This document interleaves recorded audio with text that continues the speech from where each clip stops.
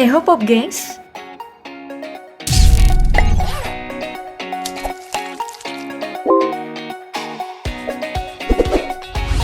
Jalanan sebagai prasarana transportasi darat, jalurnya kendaraan dan orang-orang lalu lalang diadakan salah satunya untuk memudahkan penggunanya. Tapi beberapa jalanan malah menawarkan pengalaman tak biasa. Tidak sekedar berkendara lalu sampai, karena terletak di wilayah dengan topografi berbukit atau menyambungkan dua wilayah yang medannya tidak mudah.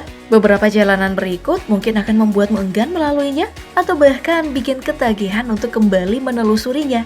Mari kita melihat jalanan ekstrim yang ada di Indonesia berikut ini. Di Sumatera Barat, tepatnya di Kabupaten Agam, terdapat satu jalur transportasi yang berkelok-kelok. Menurun, lalu menanjak, lalu menurun lagi dan menanjak kembali. Tikungan yang tajam dan sempit. Jalur ini untuk orang setempat yang diberi nama kelok dan secara umum diberi nama kelok 44 karena jumlah tikungan atau kelokannya itu ada 44 dan tiap kelokannya yang patah akan diberi penomoran secara berurut agar pengendara bisa lebih dulu waspada. Sekalipun begitu, berada di dekat Danau Maninjau, lintasan ini menjadi gahar sekaligus cantik dengan pemandangan sawah terasering, pepohonan, sungai, dan pancuran air. Dan jika berada di bagian paling tingginya nih, pengendara bisa melihat landscape alam di bawahnya seperti sudut pandang kamera drone. Lintasan ini ya cukup populer dan menjadi penghubung antara Kabupaten Agam dan Bukit Tinggi. Melingkari lereng perbukitan yang tingginya mencapai 1.500 meter di atas permukaan laut dan kadang dijadikan jalur balap sepeda Tour de Singkarak. Tapi di bulan Juli 2020, kelok 10-nya sepanjang 25 meter dan lebar 2,5 meter ambles akibat curah hujan yang cukup tinggi dan terpaksa ditutup. Lalu dibuka kembali sebulan kemudian setelah perbaikan.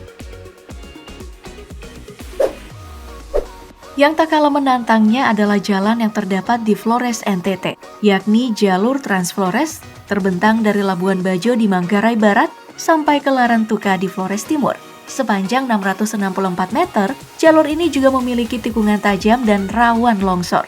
Makanya, dari kilometer 14 hingga 20 diberlakukan sistem jalur buka tutup. Karena tiap penghujan, bagian tersebut selalu longsor.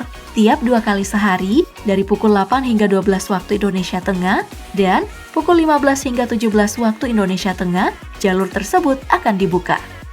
Menanjak, menurun, berbelok tajam, jalur ini sangat ekstrim. Beruntung, jalan ini terletak di ketinggian dengan cuaca dingin, melewati kota-kota wisata seperti Labuan Bajo, Ruteng, Aimere, Bajawa, Maumere, Moni, Ende, dan Larantuka. Sejuk dengan pemandangan perbukitan hijau dan pegunungan mungkin bisa membayar mabuk perjalanan dan ketegangan melintasi jalur ini.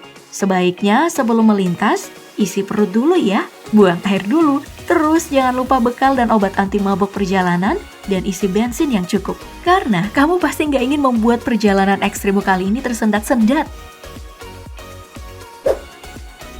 Kemudian tetangganya, NTB, juga memiliki jalur yang serupa. Jalur penghubung antara Lombok Utara dan Lombok Barat. Menanjak, menikung, menurun, dan jalur ini melingkar di lereng luar perbukitan. Bagusnya sih karena jalanan ini beraspal mulus, jadi nggak perlu takut meski tikungannya tajam. Lebih menariknya lagi karena secara langsung pengendara bisa menyaksikan secara langsung panorama pantai. Tidak hanya satu pantai, dari Pantai Kluwi, Setangi, Lutmila, dan Nipah. Tapi hati-hati Pop Gengs jika melintas. Jangan sampai karena terpesona dengan pemandangan pantainya, sampai lupa kalau ini masihlah jalur ekstrim. Ada loh satu titik yang cukup tinggi bernama Malimbu. Turunan atau tanjakannya itu sangat curam, jadi siapkan diri ya. Meski mulus pun, di beberapa bahu jalan ada yang retak karena gempa. Dan juga rawan longsor Pop Gengs, seperti kejadian pada bulan Februari 2021 lalu. Kompas melaporkan, akibat curah hujan tinggi, besi pembatas sepanjang 30 meter jatuh ke jurang sedalam 11 meter.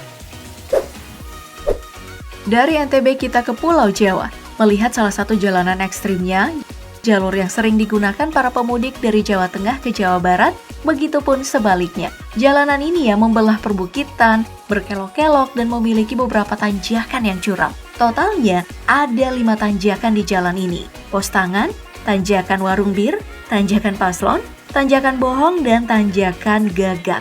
Nah, tanjakan gagak inilah yang paling rawan. Sepanjang 6 km, terjal dengan ruas jalan yang tidak terlalu lebar, membuat para pengemudi jadi kewalahan hingga sering terjadi kemacetan. Tanjakan ini berbentuk huruf Y, jalur yang merupakan persimpangan menuju Garut dan Tasikmalaya. Rawannya jalan ini diakibatkan oleh longsor yang sering terjadi, lalu sempitnya jalanan, dan padatnya lalu lintas. Di beberapa bagian, untuk menghindari hal-hal yang tidak diinginkan, jalanan ini diberi pembatas balok yang berjarak masing-masing 2 meter, yang oleh pengemudi disebut dengan terowongan. Masih di Jawa Barat, ada lagi nih jalur ekstrim lainnya. Jalanan yang merupakan akses penghubung dari Pelabuhan Ratu dengan lokasi wisata Geopark Ciletu. Di jalur ini, terdapat satu puncak yang disebut Puncak Dini. Yang dari puncak ini, kamu bisa menyaksikan landscape pemandangan lautan dan sunset jika menjelang maghrib. Jalur ini cukup ekstrim, dengan tanjakan dan turunan yang berbelok-belok. Berada di ketinggian dengan panorama hijau yang menyegarkan mata. Baik, yang terakhir kita ke Pulau Sulawesi, tepatnya dari Kabupaten Bone menuju Maros, terdapat satu jalur lintas yang menghubungkan dua kabupaten tersebut. Jalur berkelok-kelok dengan tikungan yang sangat tajam. Bahkan di beberapa titik tertentu, pengemudi harus pelan-pelan mengemudi agar tidak saling tabrakan.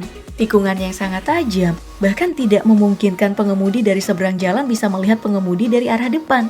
Ada juga nih, bagian yang berbentuk jembatan layang.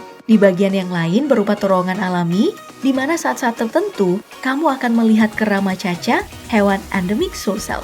Hewan-hewan ini hanya berkeliaran tanpa mengganggu para pengemudi. Makanya, pengemudi juga harus hati-hati saat melintas. Well, bagi para pecinta traveling dan situasi menegangkan, ini mungkin akan menjadi rujukan kamu untuk menjelajahi Indonesia lebih jauh. Bagaimana? Pengen berjalan-jalan ke lintasan-lintasan ini?